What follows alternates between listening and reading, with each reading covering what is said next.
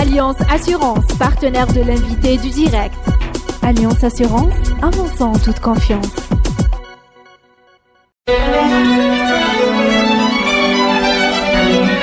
Pour bien s'entendre, il faut bien s'écouter. Rendez-vous sur M, la petite radio du Grand Maghreb. Amis auditeurs, bonjour. L'invité du direct a le grand plaisir de recevoir ce lundi matin M. Brahim Hasnaoui, président directeur général du groupe des sociétés Hasnaoui. M. Brahim Hasnaoui, bonjour. Bonjour. C'est la deuxième fois que vous venez à l'interface, à invité du direct de Radio M. Aujourd'hui, nous avons une actualité bien précise liée au secteur du bâtiment. C'est le Batimatech. Vous êtes exposant depuis très longtemps au Batimatech. Il se trouve que en 2017, l'ambiance a peut-être un peu changé. L'État a réduit ses dépenses et ses commandes publiques. Quelle est l'ambiance chez vos confrères de la filière bâtiment travaux publics, Monsieur Brahim Hasnaoui? Comme vous savez, aujourd'hui, le secteur BTP connaît beaucoup de problèmes. Bien sûr que les rentrées de l'État, comme tout le secteur, étaient tirées par la dépense publique.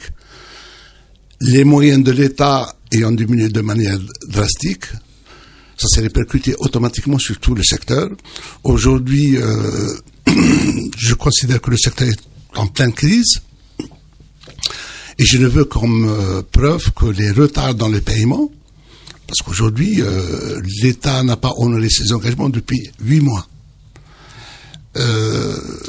Énormément d'entreprises sont en difficulté, ont des problèmes de trésorerie, et les plus petites, les plus fragiles, ont quasiment abandonné le métier. Si cette situation persiste, je considère que d'ici la fin de l'année, au moins la moitié des entreprises auront mis la clé sous le paillasson. Attendez, on pensait que la situation était difficile, mais on n'imaginait pas qu'elle était à ce stade critique. Ce que vous dites est valable pour les grands groupes, c'est pour les PME, pour les petites entreprises? Non, la situation est encore plus grave pour les petites entreprises. Les grands groupes peut-être ont beaucoup de moyens pour pouvoir résister, mais les petites entreprises n'ont aucun moyen, elles sont très fragiles. C'est très fragile. Non seulement elles n'arrivent pas à recouvrer leurs créances, mais n'ont plus de plan de charge. Et je me demande comment ces petites entreprises puissent résister. Est-ce que comment cela retentit sur un salon comme Batimatech? C'est-à-dire qu'il y a moins d'exposants, on parle beaucoup de cela, les pouvoirs publics essaient de faire passer un message d'espoir pour essayer de rassurer l'écosystème sur l'avenir. Écoutez, les exposants, les habitués sont obligés, les producteurs de matériaux de construction sont obligés d'exposition, et en période de crise, ils sont obligés de faire plus d'efforts pour vendre leurs produits. C'est normal qu'ils continuent à exposer. Maintenant, le volume des ventes, c'est autre chose. Donc, si les programmes publics diminuent, automatiquement, ça va se répercuter sur l'ensemble des secteurs, et particulièrement tous les producteurs de matériaux de construction. Aujourd'hui, le secteur est en train de toucher les entreprises de réalisation, mais demain, ça va être l'ensemble des activités liées au BTP. On va arriver à cette extension possible et redoutée de la crise qui vient de la restriction des ressources de l'État. Mais quand vous dites 8 mois, Monsieur Hasnaoui, est-ce que c'est pas propre à une wilaya, peut-être propre au secteur, à la partie de l'Algérie dans laquelle vous avez des chantiers? C'est peut-être pas vrai partout. Non, le problème est le même partout sur le territoire national. Les crédits pour cette année viennent d'être mis en place. Et ça ne représente que 15 à 20% des créances déclarées. Ça veut dire combien même l'État est en train de donner ses engagements, mais il est en train de l'honorer à hauteur de 20-30% maximum. Oui, c'est ainsi qu'on comprend pourquoi il y a entre 2015 et 2017 une baisse de 1600 milliards de dinars dans le budget d'équipement. C'est ce bon de commande qui manque, on le ressent déjà peut-être dans le paiement des anciens États. Absolument. Donc, nous, en tant qu'observateurs, en tant que journalistes, on redoutait les difficultés qui allaient venir de la la baisse des commandes, des nouvelles commandes, des ouvertures de nouveaux chantiers, mais en fait, la crise, elle touche déjà le règlement des anciens chantiers. Le problème se pose déjà aux encours. Il faut d'abord pouvoir régler les projets en cours. On parle même pas de nouveaux programmes. Les nouveaux programmes sont réduits à la plus simple expression, pour ne pas dire annulés totalement. Oui. Alors, l'autre aspect peut-être un peu préoccupant de cette évolution-là, c'est que les années de grandes commandes publiques ont généré un effort dans l'investissement productif des matériaux de construction. Et aujourd'hui, on est menacé par l'émergence d'une bulle, d'un excédent dans certaines filières de matériaux de construction. On a par exemple le ciment. Lafarge Holcim Algérie nous a déclaré ici qu'il y avait un risque qu'il y ait 10 millions de tonnes de ciment excédentaire en 2019 quand les nouvelles cimenteries seront mises en route. Vous avez la même appréhension ? Moi, je pensais que la crise du ciment devait déjà commencer il y a déjà quelques mois. Ça ne s'est pas fait. Le secteur et le ciment est encore un produit sous tension. Mais ça, c'est lié à l'incapacité des entreprises publiques à faire fonctionner leur outil de manière convenable. Aujourd'hui, on s'aperçoit qu'il y a beaucoup d'arrêts au niveau des entreprises publiques. JICA, c'est 50% de l'offre oui, seulement. Hein. Mais en réalité, quelle est la production réelle par rapport à ces capacités ? Alors, si JICA venait à produire à plein tube, on serait déjà dans une situation d'excédent. Avant même l'arrivée des nouvelles unités. Avant même l'arrivée des nouvelles unités. Alors, essayons de trouver quelque chose de positif dans cette situation. Le prix du ciment peut baisser ? On peut l'espérer ? Écoute, la crise, pour moi, ne peut être que bénéfique pour le secteur à long terme. Parce que la crise va imposer de nouveaux comportements pour l'ensemble des acteurs. Parce qu'aujourd'hui, jusque-là, tous les acteurs du secteur étaient dans un certain confort et n'étaient pas dans l'obligation de se surpasser pour innover, pour mieux gérer, etc. Je pense que la crise, sur ce plan-là, aura ses aspects positifs. Si elle n'élimine pas une partie de la capacité installée. Si cette capacité installée disparaissait, peut-être qu'on ne pourrait pas la reconstituer. Je prends un exemple. J'ai entendu un chiffre ahurissant d'un grand groupe, parmi les 4 ou 5 plus grands groupes de réalisation en Algérie, dont vous faites partie à GSH, le groupe des sociétés Hasnaoui, 4 000 milliards de créances détenues sur l'État encore impayées. Est-ce qu'on peut avoir une idée sur la totalité de la créance détenue par les acteurs du secteur sur le trésor public ? Je n'ai pas d'idée précise. Je pense que les pouvoirs publics ont une idée précise sur ces créances-là. C'est un risque systémique, quand même. Bien sûr. C'est un risque systémique. Ça peut mettre par terre, y compris de grands groupes. Oui, mais de toute manière, moi-même, je commence à avoir des problèmes de trésorerie compte tenu des créances qui aujourd'hui dépassent la horde, quoique mes activités dans les projets publics est très limité. Enfin, limité, vous avez réalisé quand même ou êtes en train de réaliser le centre anti-cancer dans la ville de... Oui, j'ai quelques projets publics, 4 ou 5, mais ça me fait déjà 4 milliards de dinars d'impayés. Donc vous êtes sur le même... Oui. C'est pas rien du tout. Heureusement que j'ai d'autres activités qui me permettent d'équilibrer et de continuer à travailler normalement. Supposons que je ne travaille que sur les programmes publics. Ça aurait été une catastrophe. Oui. C'est le cas de beaucoup de vos collègues ? Hein ? Effectivement. Alors, on a parlé du ciment. Est-ce qu'il y a d'autres matériaux de construction qui peuvent se retrouver en situation excédentaire dans les mois qui viennent ? Les produits rouges, par exemple ? Certainement, les produits rouges, les produits de revêtement, tous les produits liés à l'activité du bâtiment. Il y a certains produits qui sont encore pas suffisamment concurrentiels. Je pense notamment au rang à béton. Il y a l'arrivée de l'usine de Bellara, du complexe d'aciérie de Bellara. Vous le voyez comme une bonne nouvelle ? Une très bonne nouvelle, parce qu'aujourd'hui, les besoins du marché national en rang à béton tournent autour de 3 millions de tonnes. Les Turcs Tosyali, je pense qu'ils dépassent aujourd'hui 2 millions de tonnes, avec 1 million de tonnes, les 2 millions qui ont prévu, plus le complexe d'Al Hajar. En principe, là, ça va être la même situation. Que pour le ciment.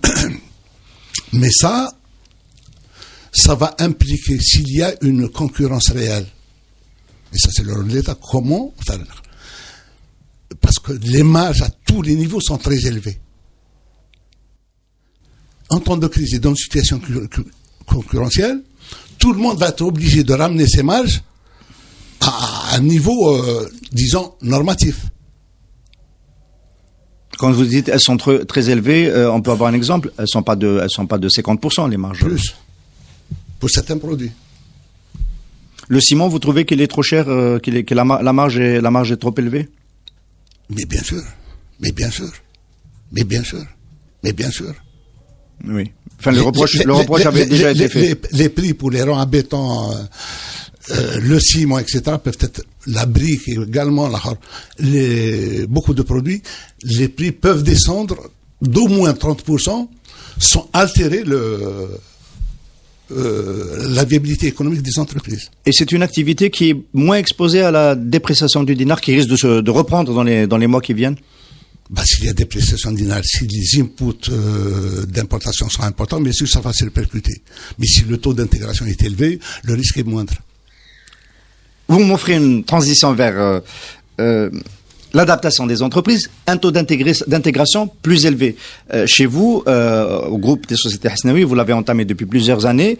Vous venez d'inaugurer à Constantine, monsieur Abdelmalek Sedlal, le Premier ministre, a inauguré une usine de GSH sous la marque de Grupo Puma. Grupo Puma, donc production de mortiers essentiellement, de mortiers prêts à l'emploi, mais aussi d'autres solutions pour le bâtiment. Vous en êtes où dans votre stratégie d'intégration par l'amont? Donc on va continuer à investir sur les matériaux de construction. Nous avons encore un portefeuille de projets assez important qu'on doit réaliser dans les 3 prochaines années, notamment pour tout ce qui est cloison sèche, parce qu'à l'avenir, il va falloir trouver les meilleures solutions possibles pour réduire les coûts, tout en améliorant la qualité. Et ça, c'est un objectif depuis le départ, et on ne peut pas se départir de ça. Donc, on doit continuer à investir pour être encore toujours plus compétitif. Alors, j'essaie de vous suivre dans ce jargon technique. Une cloison sèche, c'est quoi exactement? Au lieu de faire les cloisons, les maçonneries en matériaux conventionnels, la brique, les enduits, etc., aujourd'hui, il y a de moins en moins de jeunes qui acceptent de faire ce métier, et ensuite, c'est de plus en plus coûteux. Donc, il faut trouver des solutions qui soient fiables sur le plan technique, qui donnent tout le confort thermique et phonique requis, mais en même temps qui soient beaucoup plus faciles à mettre en œuvre et in fine moins cher que les solutions anciennes. On devine un petit peu, in fine moins cher, industrialisation en amont. Ce sont des panneaux qui vont arriver sur le chantier. Absolument. Dans quel matériau? Enfin, des panneaux, c'est pas uniquement des panneaux. Par exemple, je veux développer la plaque en plâtre armé pour faire les cloisons, et c'est un produit qui va remplacer la BA13, parce que ça permet de gommer tous les inconvénients de la BA13 et de minimiser les coûts sur tous les plans. Donc ça, c'est un projet qui est en cours. C'est un investissement. Oui. Vous faites une usine, je crois, dans la wilaya de Bouira. Dans la wilaya de Bouira, effectivement. Et ce projet-là va nous permettre d'industrialiser toute la maçonnerie au niveau du logement. Mais pas seulement ça. Il y a les impacts à partir du moment où on a un système industrialisé. Et c'est un système qui va se poser comme la BA13 avec une structure métallique. Ce système-là va nous permettre d'industrialiser les CES. Toute la partie électricité, plomberie, etc. Ça veut dire que toutes les installations vont être préfabriquées en usine et installées par de simples manœuvres. rapidement, de manière beaucoup plus économique, etc. Donc ça va permettre de réduire les coûts et les délais et d'avoir des solutions fiables. Et le problème de l'industrialisation du bâtiment, c'est pas la structure. La structure en Algérie est plus ou moins maîtrisée. Ce qu'il faut industrialiser, c'est les corps d'état secondaire. Et ça va nous permettre de faire un bond en avant, d'améliorer la qualité, de réduire les coûts de manière très conséquente et de mettre en place un nouveau schéma. C'est un nouveau système de constructif. Alors, le nouveau schéma, ce serait, on va essayer de faire de la prospective avec vous, monsieur Hasnaoui, ce serait que le groupe continue d'intégrer ou que le groupe essaime et crée des sous-traitants sur certains métiers de corps d'état secondaire, par exemple, de sorte à peut-être devenir plus efficace. Votre groupe n'a pas vocation à tout industrialiser. Et il faut aller le plus loin. Enfin, pour moi, le terme industrie n'est pas. J'aime pas trop ce terme-là. L'industrialisation, c'est le concept, c'est la manière de faire. Oui. Même les trucs qu'on peut faire de manière artisanale. Lorsqu'on arrive à organiser les équipes pour qu'ils puissent faire la même chose tout en améliorant la chose. L'industrialisation, c'est l'acte. Si on arrive à l'organiser de manière utile, c'est ça l'industrialisation. Moi, j'ai été toujours pour des systèmes ouverts. Je n'ai jamais voulu limiter la liberté de l'architecte. Je pense que c'est au réalisateur d'adapter à la conception et pas l'inverse. Pour avoir d'abord une certaine, donner à l'architecte une liberté de la rôle, in fine, et avoir des ensembles harmonieux. Bien sûr, si on prend les tables et banches ou le coffrage tunnel tel qu'il se fait actuellement, c'est très monotone. On est limité dans l'espace, dans les dimensions, etc. Je ne veux pas de ça. C'est à moi de m'adapter à la conception et non l'inverse. Tout en industrialisant.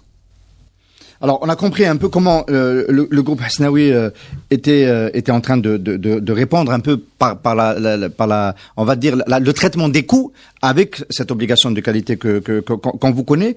Maintenant, si on allait du côté des pouvoirs publics, comment vous sentez que les pouvoirs publics s'adaptent à cette situation de rareté des ressources budgétaires? En dehors du fait qu'ils rationnent les paiements des États, est-ce qu'il y a... Oui, bien sûr. Pardon, vous avez parlé de projet du groupe. On continue notre politique d'intégration parce qu'on est en train d'investir, c'est de gros investissements dans tout ce qui est marbre et granit. C'est un marché, aujourd'hui l'Algérie importe à peu près 160 millions de dollars par an de marbre et granit. Dans un pays qui regorge de ces matériaux. Dans la wilaya de Tamanrasset, par exemple. Pas seulement. Mais votre investissement... Le marbre existe partout. Mais le granit, il existe essentiellement dans la région de Tamanrasset. Donc là, on est en train d'investir à Tamanrasset sur tout ce qui est marbre et granit. Dans un premier temps, nous pensons pouvoir rapidement satisfaire la demande nationale. Mais le plus important, c'est de pouvoir nous placer à l'export. Et nous avons des produits qui sont facilement exportables. Donc nous, dans notre programme, dans les 3 ans à venir, on doit arriver à un minimum de 10 000 mètres carrés en production. Ce qui n'est pas rien. On parle de granit. Hein. Granit et marbre. Granit et marbre. Dans la moitié, serait dédié à l'exportation. Vous avez identifié les marchés qui pourraient absorber ce... Absolument. Absolument. Européens ou africains? Particulièrement européens, les marchés les plus créatifs, c'est les marchés européens. Le marché algérien et les marchés de tiers-mondistes, c'est des marchés de prix, pas des marchés de qualité. Donc nous voulons faire des produits de qualité pour répondre à une demande relevée, avec des prix plus lucratifs. Parce que là aussi, je considère que l'entreprise ou le groupe, parce qu'à l'avenir, on va avoir de plus en plus de difficultés à l'accès à la devise. Oui. Et je considère que demain, l'entreprise qui n'est pas capable de générer ses propres ressources en devise, ne pourra jamais assurer sa survie. Alors, il y a quand même, je m'arrête un instant là-dessus, Tamna Rasset comme site de production, c'est parce que j'imagine que le minerai est disponible à fleur de ciel, dans cette wilaya, mais ça pose un problème logistique quand même, de produire du granit et du marbre aussi loin des centres de consommation et aussi loin de votre marché d'exportation. Mais il n'y en a pas d'autre solution. On est obligé de s'adapter, même si c'est loin. Je fais allusion au coût. Est-ce que ça ne régénère pas un surcoût? J'imagine que vous avez réfléchi à la question. Il n'y a absolument aucun problème. Écoutez, en termes de transport, on a calculé qu'il y avait à peu près 350 camions qui faisaient le voyage à sens unique quotidiennement et qui retournaient à vide. Dans le pire des cas, le transport nous coûtait 50% du coût réel. Et ça permet de rentabiliser les transports dans la direction sud-nord. Le granit, c'est un matériau de construction indémodable. Absolument, absolument. Et nous avons des variétés qu'on peut absolument placer sur le marché international sans aucun problème. Alors, je voulais aussi votre point de vue d'expert de ces questions-là. Le groupe, on va le citer encore une fois, la Fajolsim, presse les pouvoirs publics, gentiment, à penser utiliser le béton comme matériau de construction dans les routes et les voiries, parce qu'il y a cette bulle qui est en train de se mettre en place, et explique qu'il y a des bétons décoratifs qui sont aujourd'hui largement utilisés dans le monde, à la place de la dalle de sol qu'on a tendance à utiliser excessivement dans nos villes. Vous pensez qu'il y a un marché qui peut se développer, notamment pour faire des routes avec ce matériau-là, pour recycler, voire utiliser de manière avantageuse les excédents? Écoutez, tout est un marché de rapport qualité-prix.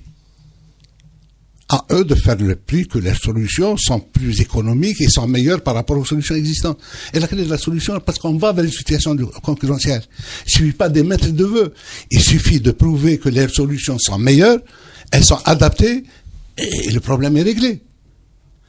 Et comme on va aller vers une situation concurrentielle, toute solution qui permet de générer des gains va être facilement prise en charge. Alors les gars, dans ce cas-là... Parce que tous les opérateurs vont devoir réduire leurs coûts tout en améliorant la qualité. Donc, le rapport qualité-prix va prendre son importance à l'avenir. Alors, vous êtes, en tant que modèle, on va finir sur l'adaptation, vous avez fait une intégration vers l'amont. Mais on a l'impression aujourd'hui que le groupe des sociétés Hasnaoui va aussi vers l'aval, va aussi avec les matériaux de construction. Et il devient un distributeur de solutions et il n'est pas seulement dans une relation avec les programmes publics ou avec les clients des promotions que vous avez réalisées. On en parlera en fin d'émission. Vous mettez en place avec notamment différentes marques que vous avez achetées à l'étranger et amenées en Algérie ou dans un autre modèle. C'est pas un nouveau métier vous n'en avez pas peur? Non, ça me fait pas peur parce que tous les investissements qu'on a eus sont les résultats de notre expérience en termes de réalisateurs. Donc, on est d'abord réalisateur. Oui. Et tous nos projets sont nés d'un besoin réel. Là où on investit parce que déjà, les produits n'existaient pas, ou pas assez, ou pas dans la qualité requise. Donc, c'est pas des choix fortuits. C'est des choix qui nous ont été imposés par l'environnement, par une situation donnée. Et cela, ça a donné 21 entreprises dans le groupe aujourd'hui. Oui. Qui sont complémentaires, évidemment, les unes des autres, les unes dans la réalisation. Mais c'est des activités complémentaires. Et gérées de manière autonome. Consolidation au niveau du groupe. Consolidation au niveau de la holding. Alors, j'en reviens à ma question sur les pouvoirs publics. Comment font les pouvoirs publics? Comment elles devraient faire, les pouvoirs publics, pour s'adapter à cette on a vu comment les entreprises comme les vôtres tentaient de s'adapter. Les pouvoirs publics, comment alors est-ce que je voulais déjà poser une question sur cette rationalisation des situations de paiement qui vous affecte beaucoup. Est-ce qu'elle est appliquée aussi aux entreprises étrangères qui travaillent en Algérie? Je ne sais pas, mais je pense que si les entreprises algériennes ne sont pas payées, les entreprises étrangères ne doivent plus l'être en même temps. Sauf que les gros groupes ou les entreprises étrangères ont une capacité de résilience plus élevée que les petites entreprises. Et puis, les entreprises étrangères sont toujours appuyées par leur pouvoir public. Et je ne pense pas que les ambassadeurs étrangers ne défendent pas leurs entreprises. Oui. Quand il y a un impayé qui est important et qui dure dans le temps, on peut penser que les chancelleries interpellent les tutelles. Absolument. Ça, je ne sais pas, mais je le devine. Est-ce que la première mesure... Mais par contre, les petites entreprises algériennes, qui les défend? Qui les défend. Est-ce que la première mesure, ce serait déjà de cesser de donner des marchés aux entreprises étrangères ou de réduire beaucoup, sauf leur laisser que peut-être des équipements ou qui nécessitent un grand montage avec un financement étranger? Est-ce que ce serait pas une mesure? Elle peut paraître populiste, mais c'est une question que je vous pose. De toute manière, aujourd'hui, ça s'impose. Toute réalisation qui est à la portée des entreprises algériennes, il faut absolument la laisser aux entreprises algériennes. Je ne comprends pas et puis il faut se remettre dans la situation d'une entreprise algérienne qui s'en prend en charge et qu'elle observe les sociétés étrangères en train de réaliser, etc. C'est inconcevable. Il faut prioriser l'entreprise algérienne. Et jusqu'à présent, je pense que les entreprises étrangères étaient beaucoup mieux logées que les entreprises algériennes. Et la dichotomie était entreprises étrangères et entreprises algériennes. Pourquoi? Parce que le facteur limitant dans la réalisation en Algérie, c'est quoi? C'est la main-d'œuvre qualifiée. Dès lors que les entreprises algériennes avaient les sociétés étrangères ont la possibilité d'amener l'Akhar. Donc, automatiquement, ils sont plus performants. Sans compter qu'ils n'obéissent pas à la législation du travail algérienne. Bien sûr, de toute manière, toutes les réglementations locales ne s'appliquent pas à ces entreprises-là. Par contre, les entreprises algériennes sont astreintes à la durée de travail, à l'obligation d'utiliser la main-d'œuvre locale, etc., toutes les lourdeurs bureaucratiques locales. Donc, je pense que les entreprises aujourd'hui étrangères sont favorisées par rapport aux entreprises algériennes.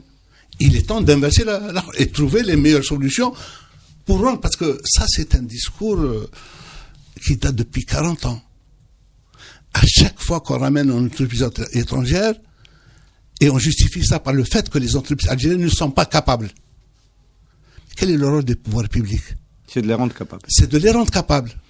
Alors, je veux bien savoir quelles sont les mesures qui ont été prises depuis une dizaine d'années pour l'Akhar, en dehors du constat et de la stigmatisation.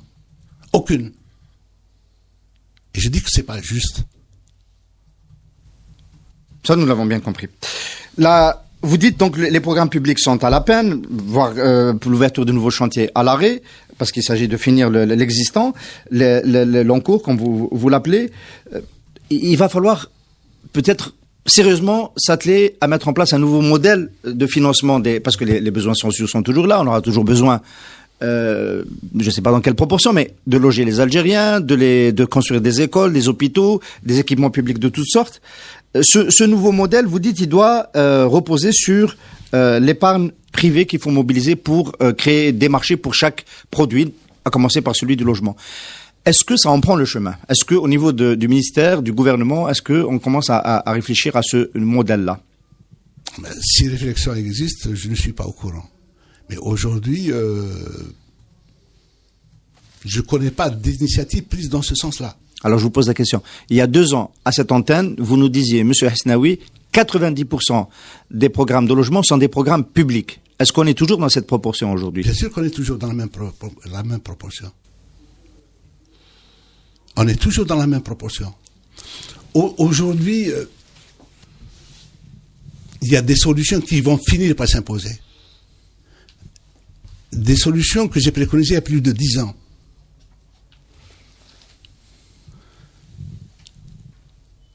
C'est l'encouragement de la promotion immobilière.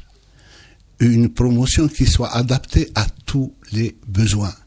Et par la promotion immobilière, on peut couvrir l'ensemble des besoins avec un certain nombre de mesures. Aujourd'hui, on ne peut plus continuer à travailler avec les trésors publics. Il faut absolument utiliser l'épargne privée pour la réalisation de nos programmes. Tout le problème, comment, parce que c'est très important. Donc il y a 2 problèmes. Comment solvabiliser la demande? Par l'épargne privée. Et moi je dis, si seulement on joue sur la période de remboursement, c'est déjà beaucoup. Pourquoi ne pas aller à 30, 40, 50 ans sans aucun risque pour la banque? Vous ajoutez sans obligation, restriction d'âge. Et sans restriction d'âge, bien sûr, parce que c'est le produit lui-même qui se garantit. C'est pas l'âge de la personne qui...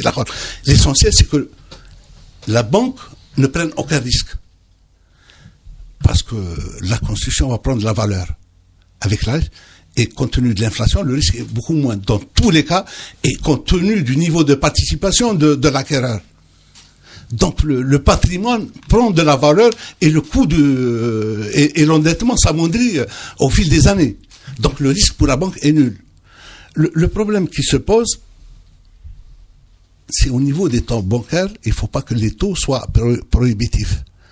Moi, ce que je préconise, c'est passer à un pourcentage de remboursement par rapport au revenu qui ne doit pas dépasser 25% du salaire, quels que soient les niveaux de salaire. En règle générale, c'est le ratio prudentiel des banques, hein, c'est celui-là. Oui. Alors, si on indexait le remboursement sur l'évolution du SMIC, est-ce que ça ne serait pas beaucoup plus intéressant que les taux actuellement appliqués au logement, entre 1 et 3%? Sûrement. Je pense que les spécialistes pourraient se pencher sur ça. Et il n'y a qu'à étudier l'évolution du SMIC depuis l'indépendance pour avoir un taux moyen. Et là, ça va favoriser, ça va mettre l'acquéreur beaucoup plus à l'aise au départ pour pouvoir financer son logement. Il ne va pas ressentir l'effet du renchissement de l'argent. Alors ça, c'est une des conditions. Solvabiliser la demande. L'autre condition, c'est quand même de libérer les assiettes foncières. Si on doit donner au privé la possibilité de lancer des promotions, et de ce côté-là, j'ai l'impression que la difficulté est encore plus grande. L'État a 2 actions importantes à mener. C'est comment solvabiliser la demande et comment libérer le foncier. Pour moi, le foncier n'est pas un problème, ne doit pas être un problème en Algérie. Parce que je considère que c'est un problème mal posé. Si on voit l'ouest ou là au sud, etc., le problème c'est qu'en Algérie, on a légiféré en fonction de la mitidja. La mitidja, Alger, ce n'est pas l'Algérie. Et la mitidja est une seule. C'est dans les environs d'Alger. Mais dès qu'on sort de l'Akhar, en allant à Blabbès ou là Oran ou là le Bayad ou là le sud, le problème est complètement différent. Alors, imaginons, les terres de la mitidja sont très fertiles, il y a de l'eau, il y a tout ce qu'il faut, il y a toutes les conditions, le climat, etc. Bien sûr qu'il faut les préserver. Mais dès qu'on sort de la mitidja, je prends l'exemple d'Oran, des environs d'Oran. Une terre qui donne moins de 10 quintaux à l'hectare. C'est 30 000 dinars par an. Dans la moitié est une subvention de l'État. Et ensuite, la production des céréales, les céréales produites n'ont aucune valeur sur le plan monier. Ça, tout le monde le sait. Le même terrain attribué à l'industrie ou là à l'urbanisme, il va rapporter en une année, en termes d'emploi, en termes sur le plan économique, etc., ce que l'agriculture ne peut pas donner en un siècle. Par contre, il faudrait qu'ils comprennent ce qui fait la valeur de la terre. C'est pas le support en lui-même, c'est l'eau. Là où il y a des disponibilités hydriques, il faut préserver, il faut rentabiliser au maximum. Mais là où il n'y a pas d'eau, donc ça n'a pas de valeur.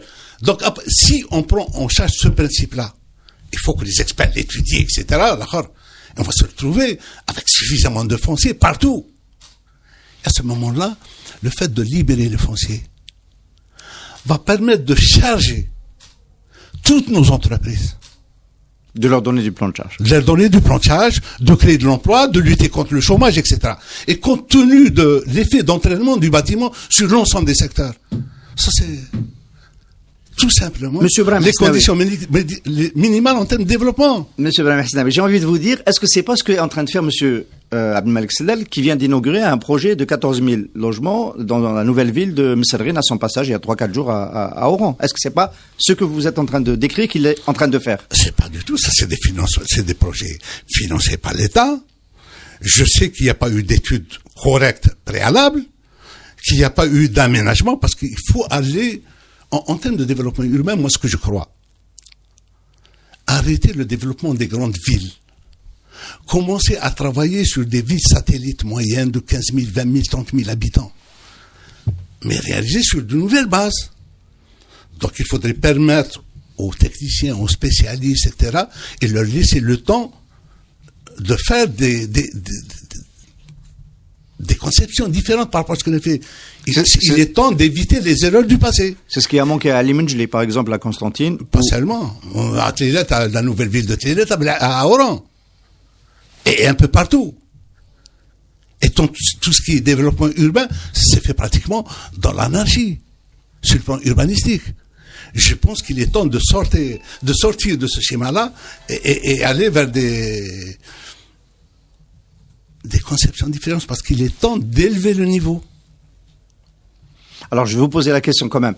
Si l'État n'a pas pensé à élever le niveau et à réfléchir stratégiquement sur son urbanisme au moment où il avait beaucoup d'argent, est-ce que vous êtes optimiste pour penser qu'il peut le faire, que l'État peut penser à cela, donc élever les standards de l'urbanisation pour faire des villes qui soient vivables, dans lesquelles le vivre ensemble soit possible? Est-ce qu'il peut le faire dans le contexte d'aujourd'hui où il y a une rareté des revenus? Ce problème n'est pas un problème de contexte, de revenus. C'est pas ni un problème de revenus, ni un problème de contexte. Ça, c'est les normes et les règles qu'il impose. Parce qu'on construit pour des siècles. Et on n'a plus le droit de faire n'importe quoi. Si on veut avoir une société apaisée, si on peut, parce qu'à travers l'urbanisme, il faut pas mesurer seulement l'impact habitat. C'est beaucoup plus profond que ça. Parce qu'à travers l'urbanisme, c'est tout simplement le citoyen de demain qu'on prépare. Et de ce fait, on n'a plus le droit de faire n'importe quoi. Donc il faudrait commencer par évaluer toute la problématique et tous les aspects liés à l'habitat. Quand on parle de cité intégrée, c'est quoi l'intégration? C'est donner une qualité de vie aux citoyens. C'est pas le logement tout seul, c'est tout son environnement qu'il faut organiser de manière. Et là, ça implique l'implication des sociologues, des paysagistes, de tous les l'accord. Et aujourd'hui, ces gens-là, est-ce qu'ils sont consultés? Est-ce qu'ils participent dans la conception des nouveaux projets? Pas du tout. Pas du tout. Pas du tout. Et si on vous opposait, c'est pas une offense que je fais à nos amis architectes, que la capacité d'engineering et d'études en Algérie est insuffisante, et c'est peut-être pour ça que les pouvoirs publics, les maîtres d'ouvrage vont au plus court et font du standard, etc. Parce que je pense que la politique des prix a complètement miné le secteur. À partir desquels à partir du moment où on impose aux bureaux d'études, aux architectes, aux hommes de l'art, des coûts de prestation très basses, ils vont produire en fonction de ce qu'on leur propose. Et tout le monde s'adapte. C'est comme l'entrepreneur, et puis on impose par exemple un prix de 30 ou 35 000 mètres carrés, et il va s'imposer en termes de réalisation, en termes de matériaux, à ce coût-là. Les architectes font de même. Aujourd'hui, pour rationaliser les coûts et la qualité dans ce pays, il faut accorder beaucoup plus d'importance à la réflexion, aux études. Il faut les rémunérer de manière correcte. Et là, ça doit négocier avec les syndicats concernés. Et in fine, si les études sont maîtrisées, sont correctes, etc., et si on met en place un système pour que les entreprises soient plus performantes, moi je dis que seulement en termes d'organisation et en termes de maîtrise des études, ça va permettre in fine de réduire les coûts d'au moins 10%. Parce que je considère que les déperditions liées à la non-qualité des études est supérieure à 10%. on l'a vu notamment dans un ouvrage emblématique des années Bouteflika, c'est l'autoroute Est-Ouest, où il a fallu reprendre les études, et ça a été la porte d'entrée des avenants de hausse des tarifs. On est passé de 11 à plus de 15 milliards de dollars. Monsieur Hasnaoui, est-ce que, moi j'ai visité votre réalisation à Oran-Est, ça s'appelle Riyad. Est-ce que ce modèle, est-ce que vous avez réussi à faire en sorte que dans la réalisation, il soit le plus ressemblant possible à ce qui a été conçu dans l'étude. Et puis, il y avait aussi un modèle économique derrière. Vous voulez responsabiliser les habitants, les résidents, pour que l'activité de leur cité soit aussi une activité dans laquelle ils soient impliqués. Est-ce que vous êtes satisfait de votre retour d'expérience? Bon, ce n'est jamais facile de prendre en charge les aspects gestion, parce que d'abord, les Algériens ne sont pas habitués. Pour mettre en place la société de gestion, déjà, en termes de ce plan administratif, il nous a fallu 2 ans.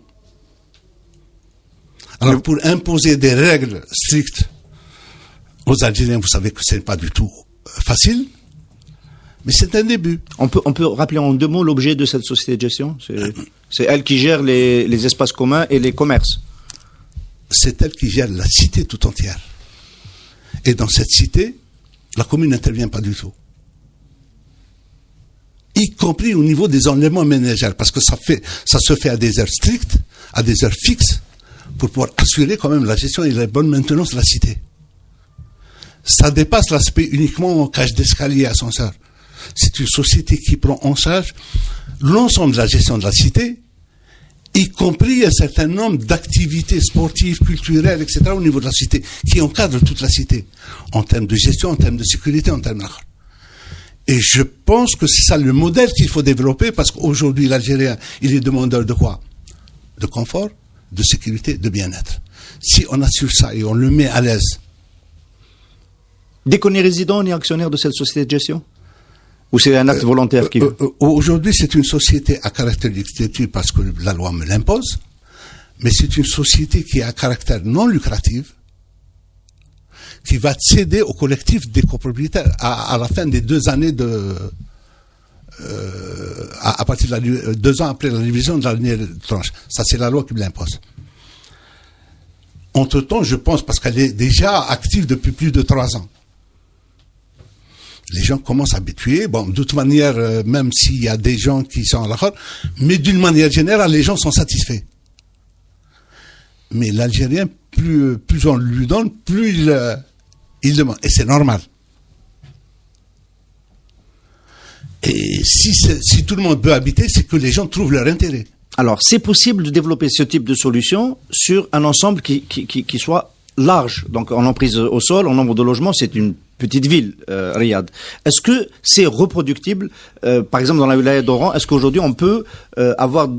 Absedrine, est-ce qu'il aurait pu pas y avoir un pôle de ce type-là qui soit le pilote de la construction de la nouvelle ville? Mais absolument. C'est le modèle, parce qu'on ne peut faire ni architecte ni urbanisme à petite échelle. Donc, quand on lance un programme, il faudrait toujours le penser, même si les acteurs sont différents, il faut le lancer à grande échelle. Mais à condition qu'il y ait un chef d'orchestre qui impose ses règles, de manière à ce qu'une fois l'ouvrage terminé, qu'il y ait une certaine harmonie. Mais moi, j'irai plus loin, parce que il y a un grand problème, c'est l'aspect gestion qui n'a jamais été pris en charge dans la conception de nos projets. Maintenant, je pose la question. Si vous êtes acquéreur chez moi, et si je vous dis, vous allez payer 10% plus cher votre logement, et en contrepartie, je vous assure la gestion gratuite de votre logement à vie. Est-ce que vous accepterez ou pas? Oui. Quel est l'Algérie qui n'accepterait pas? C'est de l'asset management. Oui. C'est du management d'actifs. Ça veut dire que les 10% de la surface vendue, ça va être des commerces, des services, des parkings, qui deviennent propriété de la société de gestion immobilière. Et cette société va avoir au départ suffisamment de ressources pour prendre en charge les activités de l'ensemble.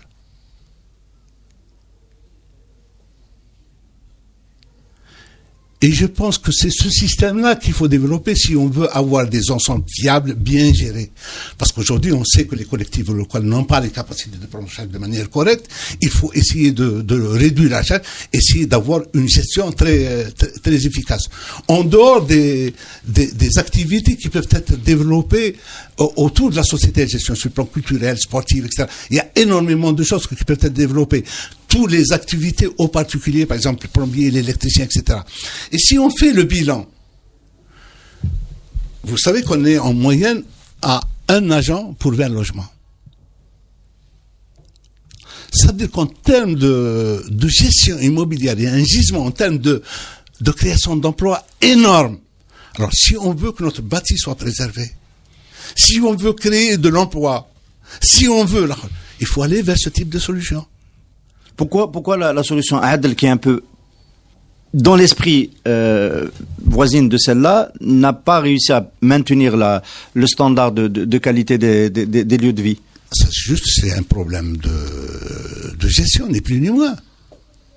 Tout le monde se plaint des ascenseurs.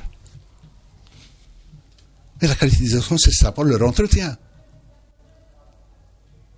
On a mis en place une structure qui est présente H24, qui ont participé au montage des ascenseurs, qui sont dans la cité et qui interviennent à n'importe quelle heure du jour ou de la nuit.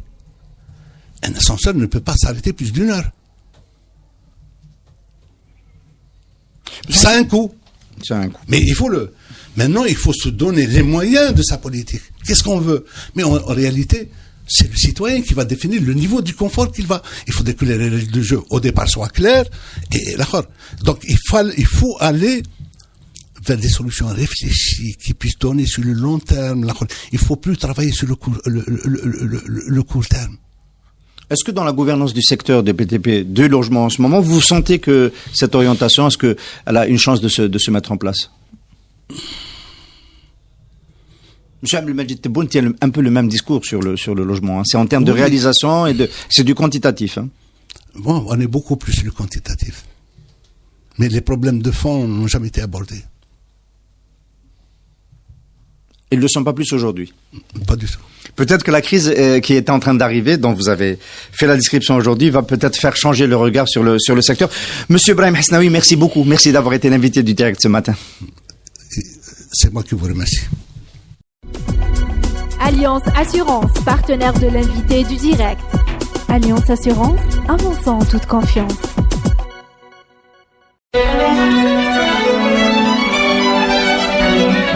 Pour bien s'entendre, il faut bien s'écouter. Rendez-vous sur M, la petite radio du Grand Maghreb.